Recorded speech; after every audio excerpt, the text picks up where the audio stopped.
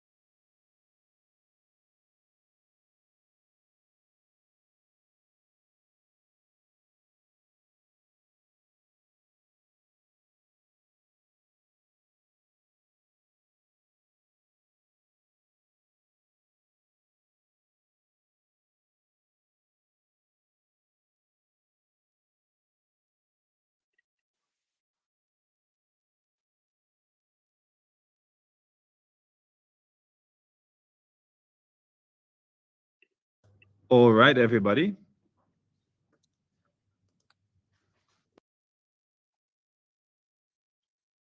So that was my business partner Matthijs pressing the wrong button, but he's back. I'm back. Thought you would leave me again, Matthijs. Never do that. We have this running gag here. Every time when we do a webinar, something goes wrong with my camera, my webinar, my phone, my internet, whatever. So I switched off my phone. We have a technician on the Wi-Fi, separate Starlink connection here on my laptop to make sure everything goes well.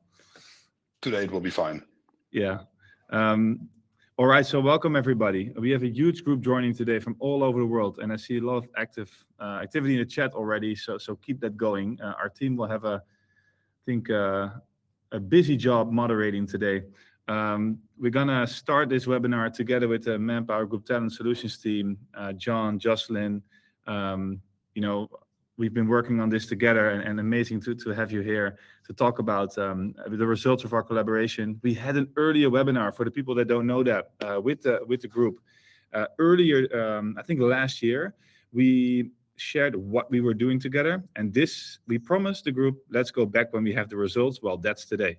So today we will not focus too much on what did we actually do, but we will focus more on where did it lead to. And that's actually an exciting conversations to have, because many webinars are usually about what we do, but now it's about where it leads to. So if you have questions, we've saved room at the end of this webinar to answer as most of the questions as possible.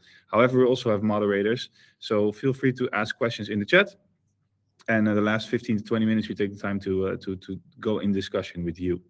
So let's start, and I'm going to give the floor for introductions to Jocelyn and John later. But we start with Carve. My name is Matthijs, and we have Barend on the call here as well. We are about 15 years in this industry. We founded another HR technology company before called Harvard. We were market leader in volume hiring, and when the AI revolution came up, we built a new platform, and that led into Carve, where we talk about today. And we work on 2 continents with our offices, but we have clients all over the world, and trying to make an impact with AI on the recruiting space. And today we're going to show how we do that. We're not doing that alone. We're doing that with amazing global customers, but I'm not going to talk about that too much. I give the floor to Jocelyn and John after we quickly discuss what we today are going to talk about. Of course, first about MPG Talent Solutions. Then we talk about where are we at, what did we do, a quick refresh, why we actually did this. Then we talk a bit about what we actually did, and then we zoom in, and that's where the majority will be on the results of all of that. And then we give the floor to the crowd as well. Keep this interactive. Please stay with us. I think the most exciting part of this webinar is at the end, when we go through all the numbers of all this. So don't leave us and stay with us. But Jocelyn, John, I already talked too much. So please, a quick introduction from your side here. Sure. I'll kick us off. We appreciate it. We appreciate you having us today on the webinar, both John and I. I'm Jocelyn Godis. I'm a program director based in North America, and for the past 10 years, I've been part of the Talent Solutions RPO team. We as a team, we work closely with organizations, and we strategically help support their end-to-end talent needs. We're a global organization, so globally RPO across the world, supporting 500 plus programs. So our delivery teams, such as myself, we value our partnership with our global sourcing team, so John's team, and I will turn it over to him to introduce himself and a little bit about our team, and then our true partnership with Carve. Thanks, Jocelyn. Hello, good morning, good evening, good afternoon. My name is John Fedek. I broke my 64-day Wordle streak this morning, but I'm not going to let that get in the rest of my day today. I've been with ManpowerGroup for about 10 years, recruiting for about 20 in some form or the other. And as Jocelyn said, working closely with our delivery teams, I work with more of a shared service model, sourcing, where we're providing top of funnel candidate generation to our program. So Jocelyn's kind of like an internal customer. She's also a friend, but that's how our teams work together. And part of what we're doing in our centralized sourcing function is launching Carve into our workflows throughout our different programs. So really happy to be here. Thanks. Yeah, thank you so much, Jocelyn and John, for the introductions. Of course, this is it's 2 ways. So we have Carve here and Talent Solutions, and I think we want to both also share what we did together, but it's also an opportunity to share more about our individual companies, which we will, not talk about it too much, but it will be, I think, visible in this webinar. Before we go into that, I think it's good maybe, Barend, to give a quick introduction on the program.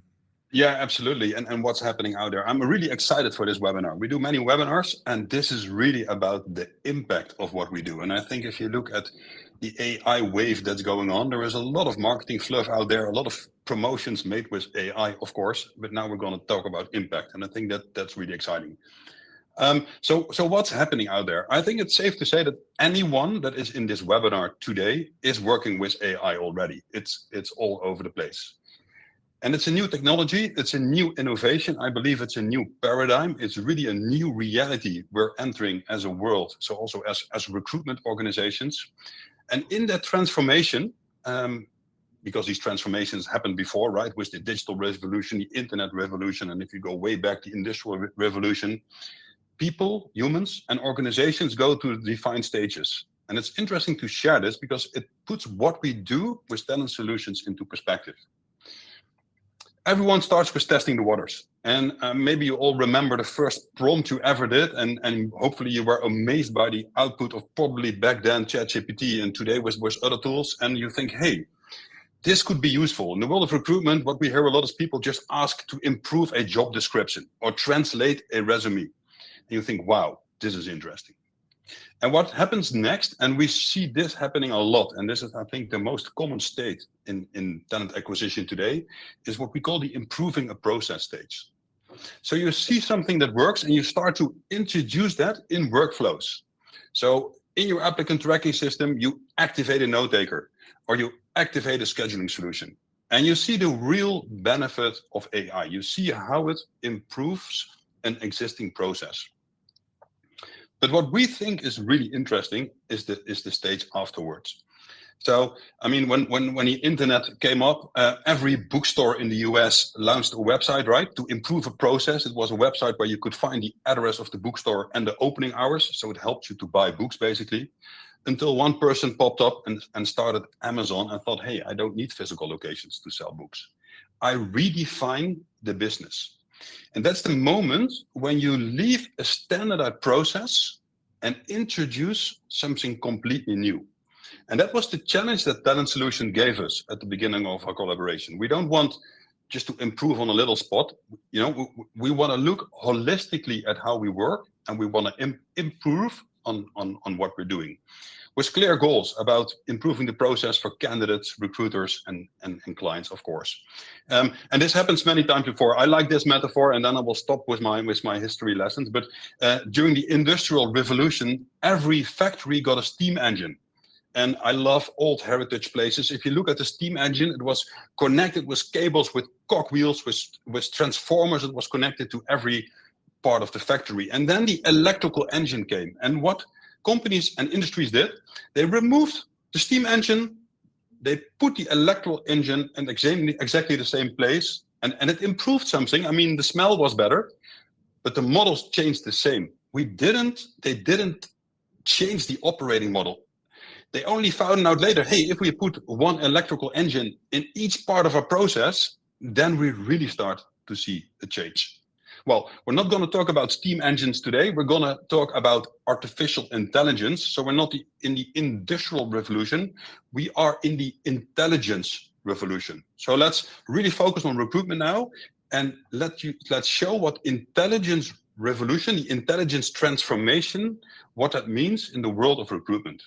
Yeah, I think that's a good introduction, Barend. And what we actually mean here, why is this so relevant to recruiting? The relevancy comes from everybody thinks they can work with an AI product and think, oh, the AI product is the problem, solves the problem. But the technology in itself doesn't drive any value. The value only comes if you change the operating model around it. And that's why this steam engine metaphor is so relevant. So what we're going to show now, and also we talk about the results, we talk about Talent Solutions changing the operating model around AI and not just patching a AI solution in their process. And what does it mean? We talk about the intelligence transformation. We come from a digital transformation time frame. We now go to the intelligence transformation, but that sounds nice. But what does it mean for recruiting? Well, what is the difference between agentic and just, I would say, digital in this case, a digitally transformed process? Everybody knows the chatbots. Oh, let's spin up a chatbot that can help me with just having some conversation with my candidates. What you will see on the left side, we come from a linear process. Recruiting always was linear. You define steps as an organization where a candidate has to go through. But if a candidate is actually drifting away from that path or not choosing that path, the whole process breaks. So if you have a chatbot that says, well, what is your age? Or do you have a driver's license? But the candidate says, oh, wait. I want to have more information about the job first. And by the way, I have my birthday in 17 days. So then the whole process would already break. What is intelligent? It is a agentic setup where we give all different kind of capabilities to this agent. And it doesn't matter what happens to the candidate. The agent just completes those tasks and follows the path that the candidate wants to take. This is real candidate-centric. And it means we can give all different kind of capabilities to this agent, from scheduling to screening, but also routing them to a different job within the company, to another company, or in the Talent Solutions case, we can actually map them to multiple clients, which we will actually talk about later. This agentic platform, with all these kind of capabilities, needs to be woven into the fabric of your organization. It needs to have the exact information and access to information and tools as a recruiter has. So the agent setup is connected to calendars, to email, to text, to SMS, to WhatsApp if necessary, but we should be able to call, should be able to text, should have access to your ATS, to Avature, in this case, the CRM of Talent Solutions. So we've woven this agentic setup on top of existing systems and communication channels to make sure it can act in the same way as a human would do. Well, before we dive into how that works and what the outcomes is, I think John, Jocelyn, this is a good moment to share a bit about what your goals were in the beginning and how this process is designed. Yeah. So for us, we know that today's operating environment demands sharper efficiencies, faster processes, better client experience, candidate experience, and it's constantly evolving. So these are our core business imperatives where it drives our approach. Where are we staying true to where our goals are? So the first one here on the left, you'll see cost reduction and margin protection. We know that protecting profitability is important, but we know that demand, cost, complexities all continue to rise. So efficiency isn't just a cost exercise. For us, it's a foundation for our sustainable growth. We want to continue to evolve as a company through that. Performance for not only the recruiter, but the candidate. So both, really being clear on removing tasks that cause friction and slow us down, frees up time for our teams to really, truly enhance their abilities. And we mentioned earlier, but it's a human experience.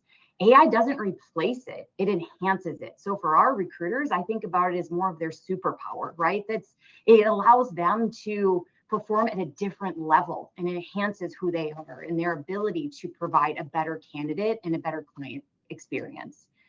Goes right into client satisfaction. For us, that's critical. I take great pride as a delivery leader in ensuring that our clients aren't just satisfied, but that I'm a strong business leader and helping them drive better business results. And I can speak on behalf of all global delivery leaders, right? We want that for our clients. We want to not just make them satisfied, but we want to help them strategically as a partner make good business decisions. And through that, that's for us to help measure. And it's beyond just speed or quality of candidates, but it's driving back to their business and reducing their costs, passing that through. And then scalability, it's really important. So we can't just look at what's working today. We have to be future focused. We need to think about what's coming up ahead of us. So for us, it's that strategic approach of a rolling out of phases and learning and growing and applying to other programs. So I do have one of my programs is leveraging Carve right now. We're getting great insight. It's very helpful for us to have my recruitment team provide insight. John is providing us insight. Obviously, our Carve team is constantly giving us feedback on what we're seeing. And it's a collaborative approach, not just for what's going on today, but what we want to do in the future. Yeah. Yeah, thanks, Jocelyn. And I think I can say from my perspective, you guys were so early with this, early on flagging, hey, this is changing our process and our industry. We need to be part of this change and change our operating model. So that's really impressive. And John, maybe you can share more about more before state, after state. What was the challenge you had in the beginning and where did you want to take this to and how did that evolve? Sure. So part of my role is driving efficiencies within our sourcing operations. And it's not just sourcing operations with one program, it's within our portfolio. So if there's any RPO friends out there, you can imagine one program to another program can feel like completely different worlds. And what you see here on the slides kind of represents that. There's 4 different clients and you can see these different dots happening at different parts of the process. It's fine. There's customization per program and that's okay. But as Matthias was saying earlier, this isn't really a linear process anymore. Any one of those dots falls off, it's going to break, right? And if we want to bring sourcing efficiencies to not just one program, but all of our PO, all of our portfolio, we had to really change our approach. So if we look at something that looks like disjointed, if you will, the very first time we were talking about this webinar, there was, I think, like one line. I said, no, we need like 5 lines. Like it gets really, really different. And there's a lot of variation out there. And there's a lot of unknowns, because, of course, because we're dealing with humans. So when you have a process that looks like this, you can't really bring efficiencies and you can't scale it. So we went to CART, right? And we now have a process that is most certainly not linear. I don't know what shape I would give that, right? I mean, it's circular, right? There's of course the candidate life cycle follows Dynamic, through. John. It's dynamic. Yes. It's dynamic. Yeah, it's a galaxy, right? There's a lot going on there. So what we do now is with sourcing operations, our goal is to provide candidates to our programs that are interested, qualified, and available. And that no longer follows that line. It follows our snowflake thing here that we're looking at, this really cool graphic here. Yeah, I think you were bound to, like, the processes in your systems, like the CRM, the ATS, drive usually workflows for humans, but it doesn't drive a workflow for the candidate. And I think that's where this comes together, right? So you have the agents understand what you need per program, that we just give the applicant that perfect experience, which is in the end also what the customers want. And then you bring them to your customers, or present them to the right customers, which actually leads to much more efficiency and experience for the candidate, but also helps you to utilize your volume in a much more efficient way. And that's where this business is all about. I think that's a good introduction. And you see in this snowflake, I love that thing, John, all different kind of capabilities. Like we see scheduling, screening, background checking, interview preparation, alternative job routing, and we discuss together, where do we start, what kind of agents do we use first, and we can also go step further in phases to launch those agents. Why? A lot of people and companies that are now using new AI agents in their process think it's finished when you launch one or when you have 1 or 2. But I think more than ever before, an ATS you bought, you implement, and you were done. With the agents, it's not. You're always constantly adding things, changing things. It are colleagues. Like, you also don't onboard a colleague and you say, well, now you're onboarded, thank you so much. We are constantly working and reworking and optimizing and treating it literally as colleagues that serve the process that you need in that moment. I think that's a huge differentiator, how you treat AI, almost like a colleague. And also how you, Matthijs, I think that's a very valuable point. It's also how you set it up and how you approach your strategy there. Imagine you would have 1 million new colleagues. How would the process be? And in that scenario, every applicant would get a personal coach, a personal recruiter that gives the most ideal experience. And that's what you want to mimic with technology. So it's indeed less technology, it's more the human perspective that you should bring to the table when designing these kind of solutions. Yeah. I think, John and Jocelyn, maybe a question for you. What we hear often from clients and from also from brands that work with RPO programs is, all right, but are the people ready for this, for these changes? Because we already have an existing workforce, they work in a certain way. What were your experiences here when you basically transitions from process A to process B? Yeah, I think they expect us. They expect us to have some of those recommendations, right? What's going on, that market expert, but to also be true to their brand, to know the history and the culture and the value that they bring. So it's a delicate balance for us to make sure that we understand their unique needs and maybe the history of where they've been, but to take this technology and to take our expertise of what's going on and to mirror that, to say, we want to help you not just today, we want to help you going forward into the future. And that's our goal, is to truly help you evolve as a company, fill those needs. And I also agree.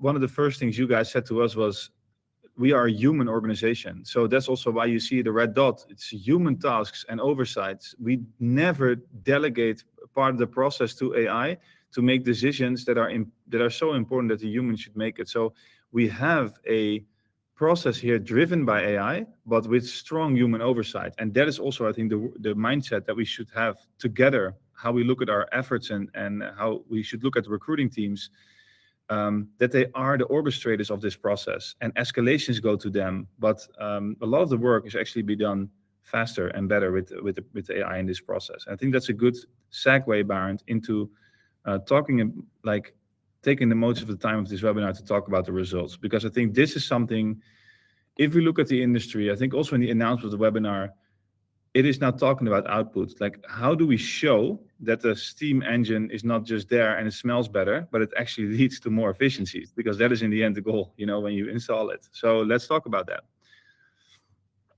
And I think before we do that, we should talk about the framework first, because we also should have a complete new way of looking at results. How do we review KPIs if you look at AI? Because AI introduces a complete new way of looking at how do we look at results. And maybe you can give an introduction on that.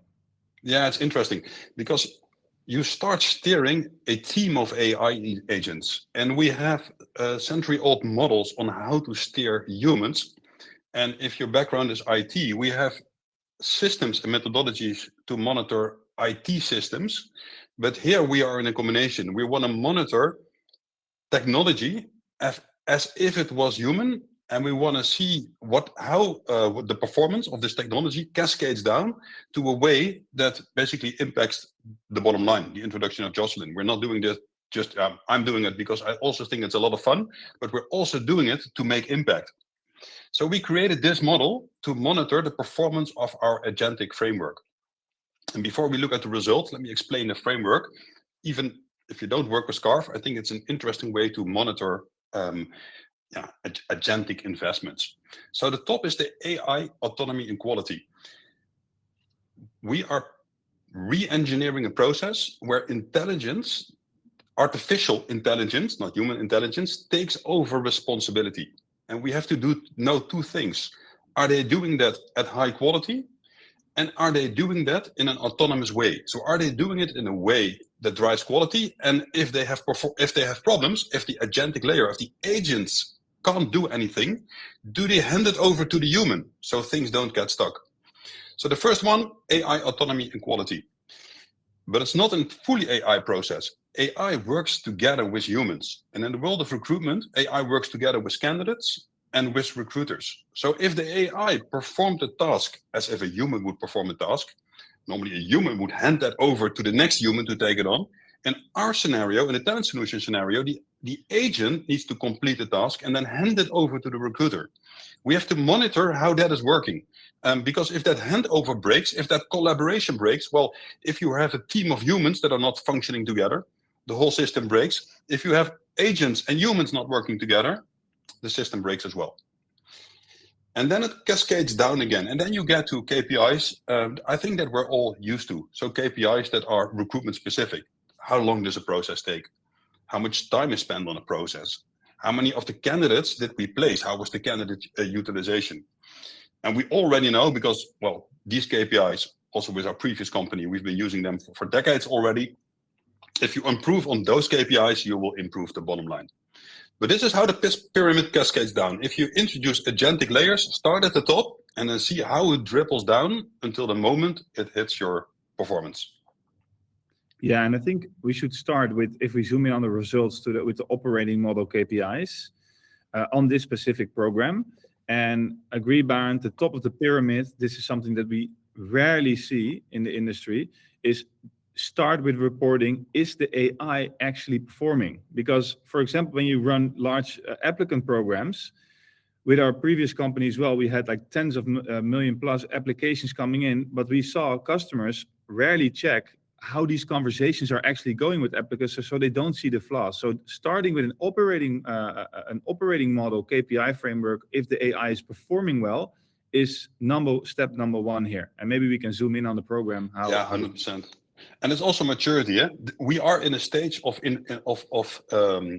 innovation. So a lot of the things that are common, they are invented over years. So I think a lot of companies, if you just implement point solutions, you don't need these KPIs. But if you want to go to an agentic setup, they become crucial. So candidates go through this experience, the snowflake as John described it, and we monitor multiple KPIs and to continuously see, is this going right, and also KPIs that are never static, but things we need to improve on. So let me walk you through these KPIs. and how we look at them. So the first one, what we monitor is the channel selection. So what we believe is that our agents should be there where the candidate needs us.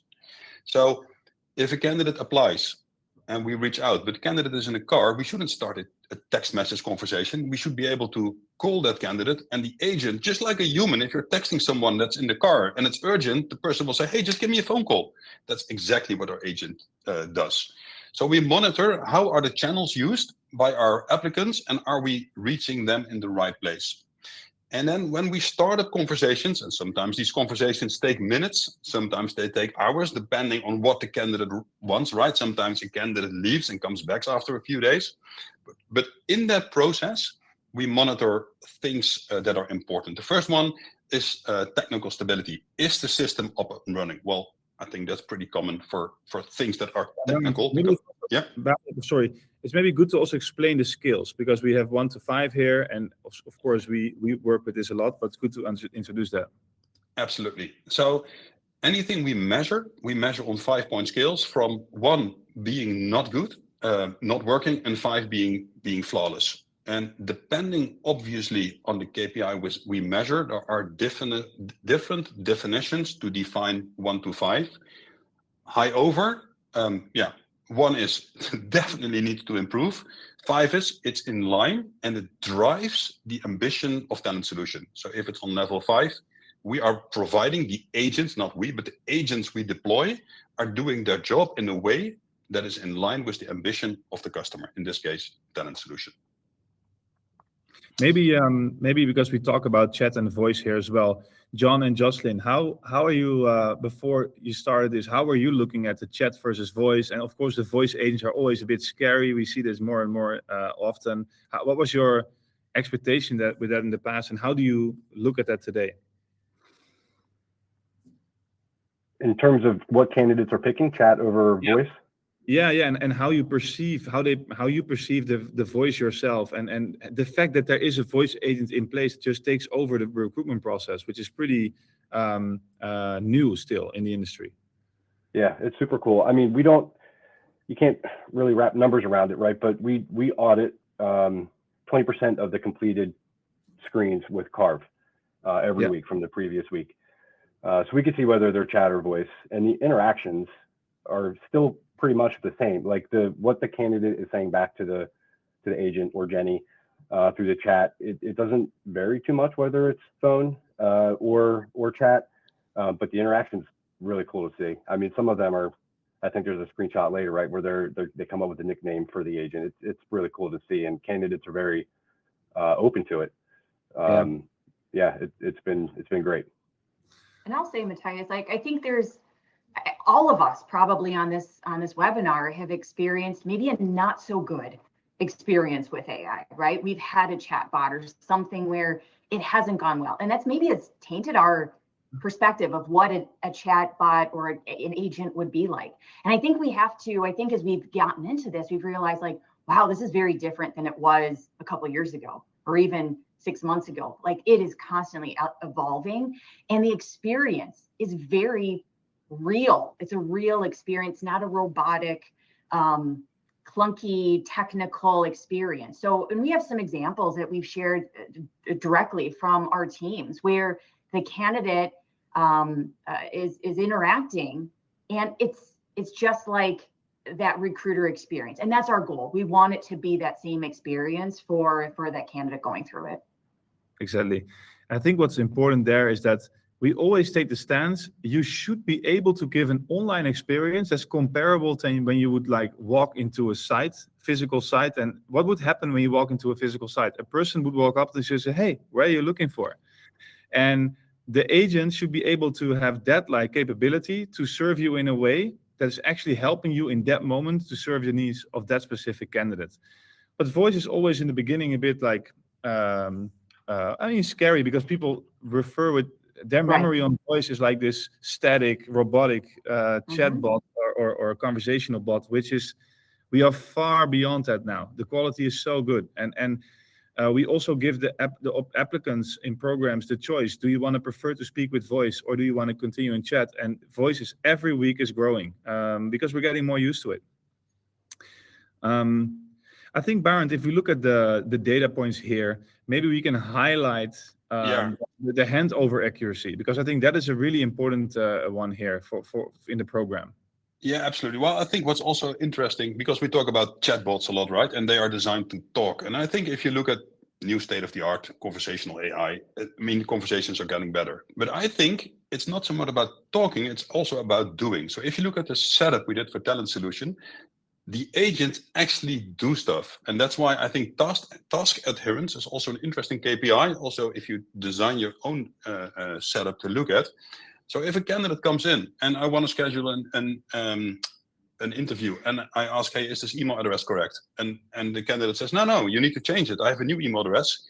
The agent needs to go, in the case of Talent Solutions, into the ATS, into Aperture, update the CRM, confirm this in a log file. All these tasks need to be executed. So it's not only about conversation, because that's what we're all used to, but it's also about execution. Yeah. And well, looking at the other KPIs, clarification and handling, can you explain things in the right way? And of course, on the bottom, things like decision making. We always say decision making is a collaboration. Sometimes the agent makes the decision, sometimes the recruiter, depending on the stage of the process. But when an agent makes a decision, it should be perfect. Well, the last one you referred to was the handover accuracy, right? And maybe it's interesting to talk about that as well. About this collaboration between humans and AI. One is the candidate and one is the recruiter. And maybe we can do that in the next slides, Matthijs, if we want to dive a little bit deeper. So one way of interacting with the agent, one interaction is between the candidate and the agent, having conversations over text and voice.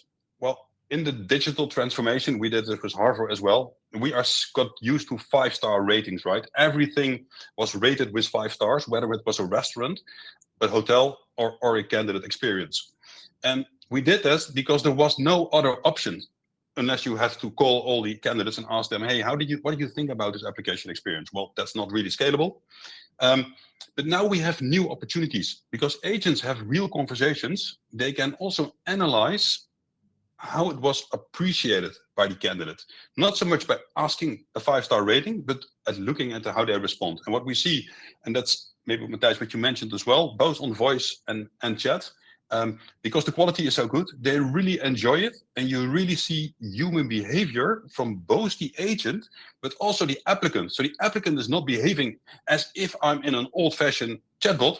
They're making jokes, they're giving compliments, they're wishing the agent a happy day as well. So it becomes human-like. That's what we monitor, where obviously our ambition is to have everything on the right side of the scale. And well, with Talent Solution being at 97%, we're pretty satisfied. So that's about communication and experience. Another thing that you can measure now is the service component. So in a linear process, you never have to challenge yourself if you service the applicant, because you never do, right? Because it's not an opportunity. Well, in the Talent Solution setup, the applicant can take control. On one way is by changing the conversation. Yes, you ask if I have a driving license, but listen, I want to talk about compensation. I want to talk about working hours. That can go, and what we see, it goes all over the place. So that's one opportunity, changing the conversation structure. The other one is the tasks that I earlier mentioned. Things like, hey, I scheduled an appointment, but my kid got sick, I can't make it. I want to reschedule. I want to change my personal details. I want to revoke the application. I'm actually looking for a different job. So we measure how often this happens, because if this happens, the whole thing makes sense, right? If candidates didn't care, if candidates would only answer our question and wouldn't ask anything, the whole setup would be, well, not so useful. And what we see, it's happening. So in total of all the applicants, 37% are taking over parts of the conversation. And we see also this number growing, which makes sense because consumers are getting used to the fact that technology becomes flexible. So they expect this. We talk as if we are a human. We're always transparent. They know that it's not a human, but we behave like a human. So they behave back as a human. For us, this is a really important metric to measure, because the combination, we are doing what the applicant wants and they like what we're doing. that means that we are successful.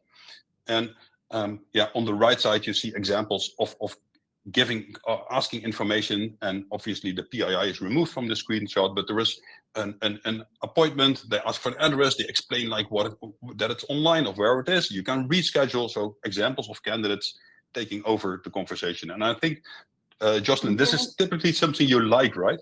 Yeah, absolutely. And I think the chart on the left is really sharing that over half of our experience is they're going through kind of what we consider like a happy path, right? It's smooth, it's transitioning, and not to say the other 37% is not. It's just saying, hey, it's kind of gone off course a little bit, and the agent has been able to adapt, and it's helped them. Like if they need to reschedule or if they have a question, we adapt with it. So I think it's reinforcing that a lot of our candidate experience is not just getting them from point A to point B, but it's to help navigate through the changing needs that happen instantaneously and doing it to help a good candidate experience. Yeah, absolutely. I think this is also interesting, Barend, if we go to the other side, which is the recruiter side, which is, in my opinion, exciting for companies that are in this webinar that work with this setup. Yes. So the whole purpose is we take away laborious tasks from recruiters, and when things matter, we loop the recruiter back in to a level where the agentic layer takes over the full process, and when needed, we loop in the recruiter. And that drives speed. So there are multiple KPIs we look at there, but there is one that's really interesting, and that's, we call this internally the scheduling behavior. We know there are a lot of questions in the chat also about, is this blue or white collar? Let's talk in the Q&A about white collar as well, but specifically in blue collar, speed means a lot. People are looking not always for a career, but for a paycheck. So if you don't come back to them within a short amount of times and they found a job somewhere else, they're gone. So what we monitor is from the moment someone comes in, and for example, the whole screening conversation was great. We answered the questions of the candidates, and then we allow the candidate to, in this conversation, and we don't send them a boring scheduling link. No, the agent starts to see, hey, what would be a nice opportunity to connect and have a human conversation. We monitor how fast that goes. And so we give them the candidate a range of options, and the majority of the candidates will pick the first option. So imagine it's a weekend day and it's Sunday, and the first opportunity is Monday. They will pick Monday. That's important for the candidate because the candidate needs a job, but it's also important for the organization.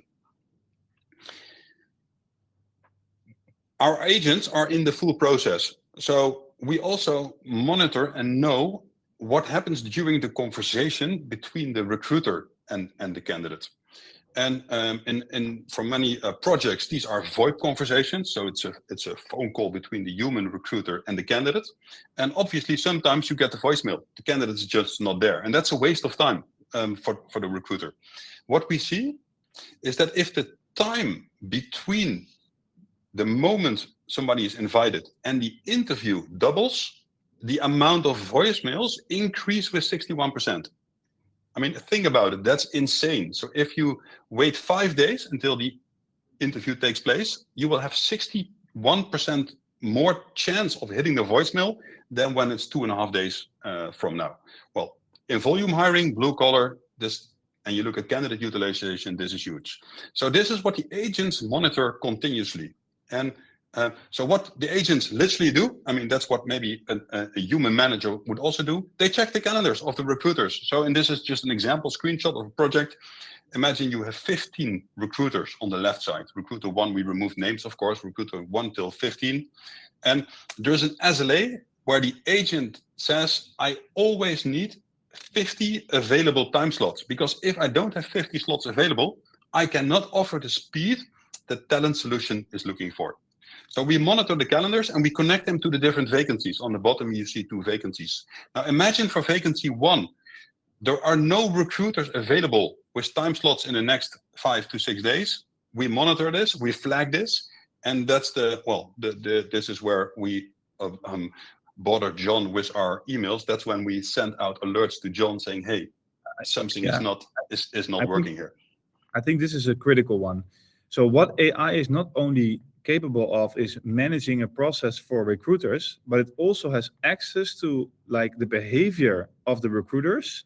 And as soon as the behavior of the recruiter, in this case, open slots, is hitting critical business KPIs that we know is going to improve hiring or damage hiring rates, AI can flag that and alert the team. That is something that is, I think, on the recruiter side, extremely relevant, because you can just flag here when your machine is not running at optimal speed. This is, by the way, now a scheduling example, but if you would do, for example, job routing, so when an applicant applies, we connect it to all the vacancies in the ATS, and we would say, the agent in a conversation sees, hey, this job is actually not for you. In one conversation, without an email, without any connection, it proposes a different job to you. We can show the organization, hey, by the way, from your initial rejected volume, we have cases where 50% of the rejections lead to 1/3 of that lead to new scheduled interviews for other jobs. In RPO and in staffing, that is critical. Why? You never reject a person. You don't want to reject people. Maybe if it's not a fit for X, maybe it will be a fit for Y. That is the job and the value of the whole brand. So that is fundamental in this industry, to just utilize candidate volume in a much more efficient way. And that was never possible a few years ago because it's just too time intensive.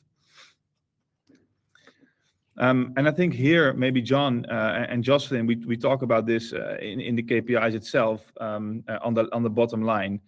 John, maybe you can share more about this here, about the move forward rate, and of course how quick the process can be from before and after. Yeah, absolutely. So, we're really still we're still on our journey, right? And seeing results, but these indicators that we're seeing earlier on are really, really promising. This is one of 3 primary ones that we've been tracking very closely, and it's the move forward rate. So that's the percentage of candidates that are scheduled with a recruiter that have been qualified by Carve, scheduled by Carve, and the percentage of those candidates that advanced through the process beyond that. So you can see it's 90% in our last month of April. It was still over 85, I think, when we started, but our benchmark was 65%. So prior to Carve, 65% of the candidates that our recruiters were talking to were moving forward. The other 35 not being rejected, right, Matthias? But they're going back into our talent pool. Now we have 90%, and we continue to see that number grow, which means the recruiters have to interview less people, which means the quality of candidates getting to the recruiter are higher. That, on top of the 9 to 2, can represent the amount of time it takes from a phone screen to be scheduled after a candidate applies, which is huge because, believe it or not, like when we first started this, we wanted to have our interview scheduling 24 hours out, up to 2 weeks. And I'll forget if it was Matthias or Baron, but they said, you really got to shorten that. I mean, candidates can interview quicker.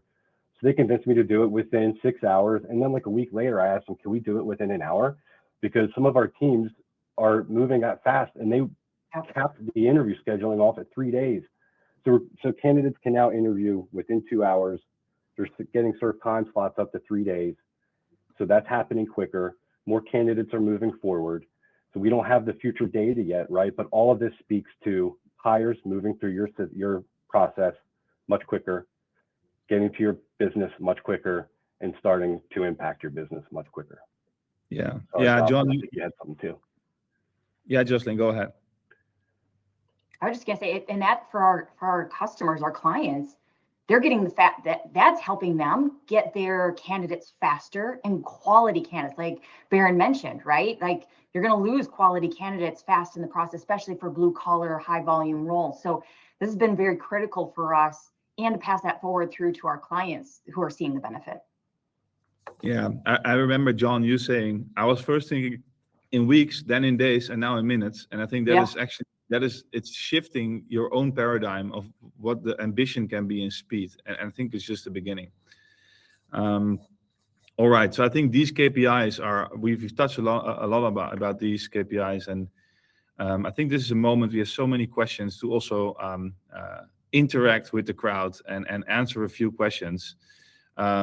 So I want to start, because if I read through all the questions, I want to address one topic that is, I think, kind of recurring. And it is, how are we handling the question between, do we also make judgment on the quality of the candidate? And how do we handle that? And what is the stance of our collaboration there, and maybe the stance for Carve in the future? So maybe, Barend, you can also share a little bit about that. I think it's really important to say that we are not here to let AI make hard judgments, and that's where the human actually comes into place. And the same is there for in this program. So maybe you can share a little bit more about that. Yeah, it depends, I think, on the role you're hiring for. I also see a lot of questions around, white collar versus blue collar, what works. Yeah. If you look at pre-screening, if you look at defining if a candidate is even applicable for a role, then definitely the agentic setup can make the full decisions. If you want it as a choice of the organization, but it's definitely possible. When you go more to high consideration, the agents can help in decision support. So based on conversations by AI and input like resumes or any contextual information, give insights and scores in whether somebody potentially has skills and competences that you're looking for. And then it can be way more decision support and not actually making the decision. Yeah. Also maybe on the blue versus white collar. Yeah, of course, this is a blue collar example that we're discussing right now. If you would hire a human recruiter to do blue collar or white collar, you would give that human different instructions, different playbooks, different processes, different ways to handle it. Of course, in an agentic setup, that's exactly the same. We are also active for other customers that do high consideration white collar handling. Yes, we don't do screening questions there where we ask if they have a driving license. These are completely different setups, but the overarching idea of handing over tasks that are not about connecting with humans to agents and thereby creating services that are fast and extremely good for the applicants, the overarching vision stays the same. The setup is completely different. Yeah. And I also think that because also Mark said less recruiters, ? I think that is an interesting one. And every company has a different stance on this. Because of course, I can just say in blue collar, if you look at how many people are still involved, doing so much high volume, low impact work, do you need less people to do that work? Yes, absolutely. We call this a recruiter now. Yes. Would you then improve that? Yes. It's up to the company how they want to do that. However, we see in RPO and staffing a lot that when they even start the program, I remember my first conversation with Manpower, I want them to spend this time with customers. I don't want them to spend this. That's where our value is. So I would say maybe the role of the human becomes much more consultative than just the process operator. And that sometimes means also that you need to reshift the way you build your teams, how you organize your teams. And that is what we exactly mean in the beginning. You change the factory, you change the operating model. So repurposing people or working with less people, more technology is both an option, and it depends on how you look at that. And maybe Jocelyn and John, you can also share what your perspective is on that. Yeah, recruiters can do more. I mean, it's amplifying their work, right? That's what we're going for, especially as a service provider and a recruiting partner. We want our recruiters to be able to do more and spend more time with candidates, and that's exactly what we see happening here. Yeah, and I think also maybe interesting to share about the question about how do you decide to what goes through Carve versus traditional process. How we approach this program is we start with, because of course in the RPO you work for multiple clients, so we start with addressing one client, and as you saw earlier in the flow, you want to connect more and more clients to this program to go through it once you're comfortable. And I think what the ambition here has always been from the beginning, there is no traditional process anymore. You just introduce this new process. Why? You want to connect, you want to make it candidate first. So if you only connect a few clients, you lose the efficiency of being able to route candidates to multiple clients. So the volume and the programs that you run, you go for one uniform process that can scale in different regions. What you don't want to end up with is just having it running as one separate, I would say, sidetrack, fast lane process, because then you lose the efficiency. you're not having the bottom line results. I also saw a question, Barend, and maybe I know this topic comes up so much, and also for your clients, I think, Jocelyn and John, is the compliance side of things. Like, how do we make sure that we are compliant and that it's in the EU, GDPR, AI Act proof, but also general regulations? How do you treat candidates with this new process? And maybe, Barend, you can shed some light on that. Yeah, of course. And we have a global audience. So legislation in Europe is obviously different than in the US, and California is different than New York. So there are a lot of, but I think overarching, it needs to be fair and it needs to be explainable. So no bias, fair decision making, and being able to explain. That's for the AI Act, one of the main topics. Well, that's also where our agents are trained for, to make sure that they extract the right information out of the conversations. And the verdicts are always verified by separate agents that then verify that the first agent made the right call. And if we make a decision, we always write back, in this case to Avature, we write back the transcript and the logic behind the decision making. So there is always a possibility for a human to verify that we did the right thing. So around there are a lot of guardrails. It goes too deep now, I think, to go into the complete technical setup on how we come to more heuristic decision making. But well, happy to connect one-on-one to elaborate more.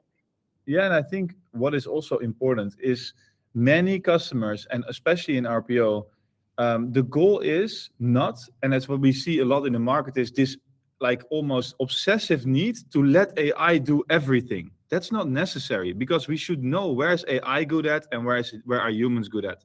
Absolutely. If you let AI do a lot of the work, that takes away so much of the time of the recruiting team. But for example, what happens a lot is you have applicants. We even have a scoring product that can also give a value on the applicant. However, we put applicants in a review state in your CRM or ETS, and humans can review what the AI has done. We don't need to always go to this mode where AI is calling the shots, AI is doing automated matching, or scraping profiles from the internet, like breach with a lot of the legislation that there is, especially in Europe. It's not necessary to lead to extreme improvements in the process. I always say this to customers: we don't compete with exotic AI solutions that are out there. You compete in the beginning with your regular human process. And if you look at the efficiencies that you can have there and gain there, they are already so significant. So we are not here to go obsessive on that side. I'll just say from John and I, and from our talent solutions, our PO team, like, this has been great, like, just to be able to be part of that early stages with you and to continue to evolve and adapt. And I know John and the team continue to pull new levers, right? Like, as we get better insight in data that we're seeing, we pull different levers to say, hey, let's come back again and review what's going on now that we've added additional details. So it's been great. And for our teams to be able to provide that feedback, our recruitment teams to share what they're seeing and the candidate experience, it's been really eye-opening. We really appreciate it. Yeah, thank you, Jocelyn. I see Mitch with a few more questions here. Thank you for Mitch for doing that. Maybe a few quick ones. If an AI applicant calls a job applicant, do you immediately let them know they're called? Yeah, we call it a virtual recruiting assistant. And in some cases, you can even choose, right? There are programs where we say, do you want to get a call from a recruiter tomorrow? Or do you want to directly speak to the virtual AI assistant? Well, guess what they choose more often. Yeah, the odd silences with the latency, we have some really cool things there, which we will be able to demo you if you want. But that's definitely one of the biggest frustrations that we were able to solve.